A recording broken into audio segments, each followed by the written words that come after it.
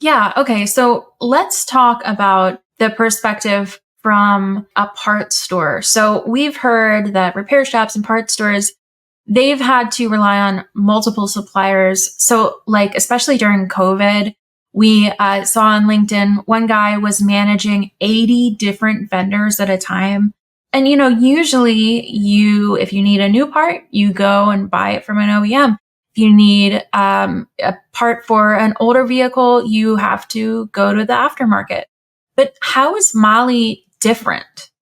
So when I started in heavy duty parts all those years ago, 25 years ago, there was clearer lines between the OEM tier one suppliers buying from the dealerships and buying aftermarket. There was very kind of clear lines between the two, but things have really changed over the last 25 years.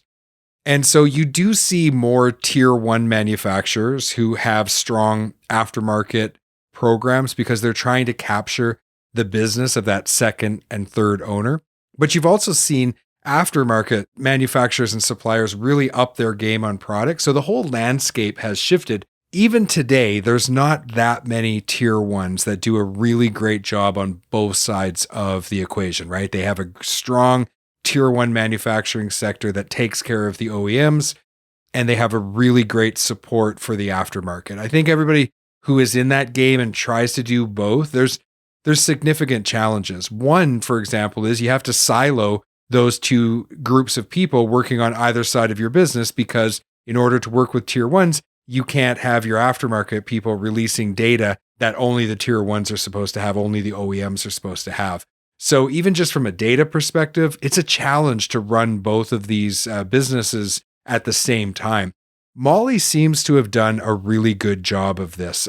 Not only do they manufacture engine components, original equipment, tier one, but they've moved into this heavy duty aftermarket space as well. And they are supporting the rebuilders at a level with things like training and support and information to be able to help them not only do the consolidated engine platforms in, equipment that's operating, the newer equipment, but also to be able to supply the wider range of older engines that might still be operating out there, fourth owners, or if maybe it's in a construction or agricultural vocation, then sometimes that equipment is still running 20, 25, 30 years later. So Molly seems to have done a really good job of balancing both sides of this business.